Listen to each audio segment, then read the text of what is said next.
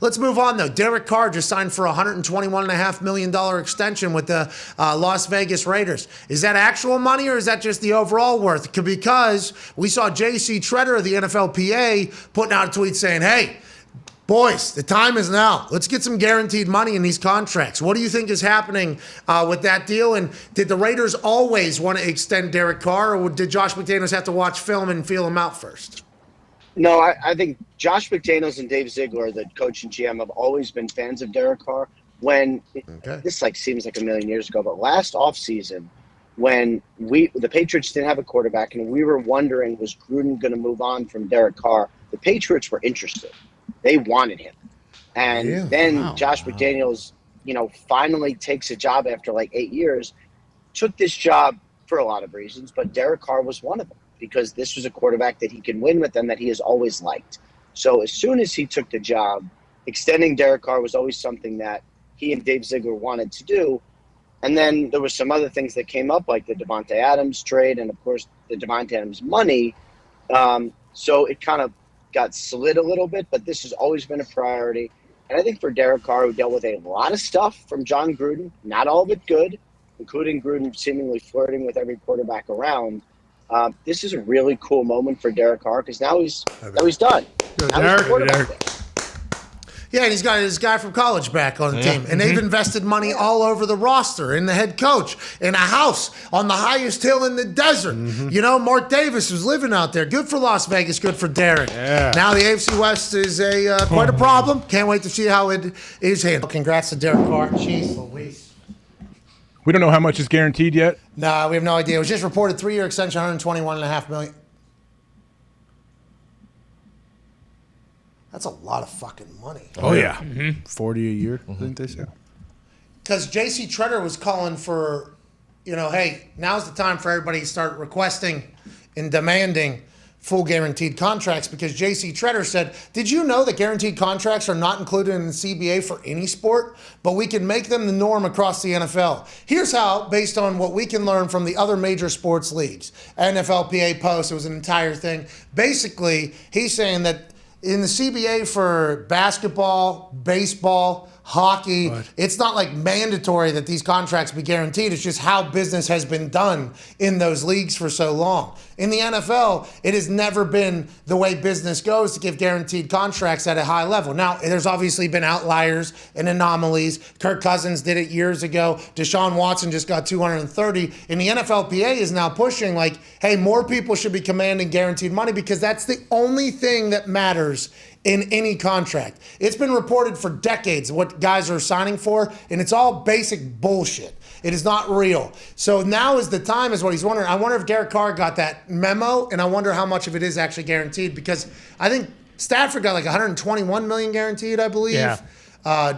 Aaron got 150 guaranteed. Deshaun got 230 guaranteed. It feels like there has been a trend of quarterbacks getting guaranteed money, a lot of it. Quarterbacks is the key. Like, do we have any other contracts at any other position where someone's full gigantic contract is guaranteed? And could you see this ever getting to other positions? Well, what's Tyreek Hill getting? 72.2, I think. Dave's got 69, I think. Devontae Adams? 70. Yeah, but when's it going to be like hockey or something where it's like, hey, you play your contract out or they have to buy you out? Yeah, I don't know. Hockey, notoriously bad business people. Yeah, that salary cap, too, makes even less sense than... Yeah, Tampa Bay's been cheating it the whole time and winning Stanley Cups. It's a bunch of bullshit, you ask me. They give 10, 11-year contracts in the NHL, though. That used to be the thing. Sid got one, Ovechkin got one. They're capped now at 8.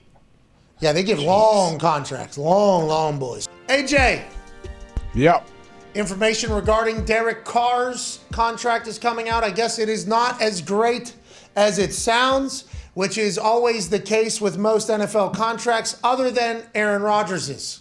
Now, Aaron Rodgers's was reported exactly for what the money is because he's Aaron Rodgers. That's right. And because there became quite a to-do about how much he was making, what he was making. We are finding tweets during the break there that I guess The truth is starting to trickle out regarding the Derek Carr deal. He could make as little as $24.9 million for 1 year, with the Raiders having the ability to move on in 2023. So it's a 1 year, $25 million deal. It sounds like with the option from the team to opt in or opt out, which is nowhere near as good as it originally sounded, $121.5 million for 3 years. No, especially when the team has the power to make the decision whether they basically move on or not. Like, it's not like Derek has an opt-out clause or something. Which, by the way, opt-out clauses are awesome. And everybody should be negotiating them into all of their contracts because you have no idea what the world's going to look like 1 month from now, let alone 1 year from now. It should be mutually beneficial, but also it should take care of yourself. That's from Mike Florio, Pro Football Talk. He's former lawyer. He reads through all of these. Things and somehow gets the information. Joining us now, another insider, another two-time Sports Emmy nominated host. Oh, yeah. Ladies and gentlemen, from Good Morning Football and also insider for Fox, Peter Schrager. What's up, dude? What's going on, guys? Yeah, Florio's great at that.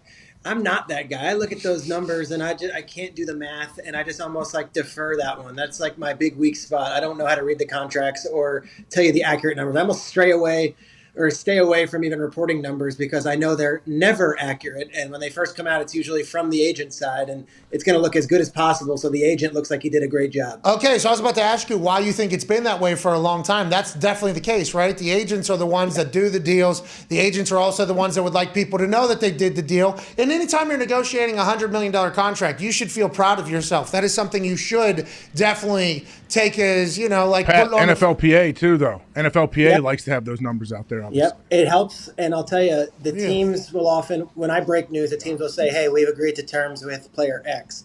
Go with that. And I'll say, what are the numbers? I say, we don't give the numbers. So very rarely are the teams going to be boasting about how much they're paying their guy, which leads to the discrepancy. And then usually a day later, the contracts are out. In this case, it sounds like Florio's got it today. And then you'll get the yeah buts and say, well, actually, if you look at it this way. And at the end of the day, it's like, these guys are all really wealthy. Do we really need to matter whether it was 24 or 25? Well, we do. Yeah. Well, we do. Because the thought process from a player's perspective of their family, their friends, everybody they're going to encounter forever, business people, their life. Like whenever you see $121 million for another 3 years for Derek Carr, we immediately, I think everybody's like, oh, this guy is super duper wealthy, and he is there. But then you start getting in taxes and actual clauses and what the money really is. I think it's just a different perspective on a lot of guys than what might be out there from a human standpoint.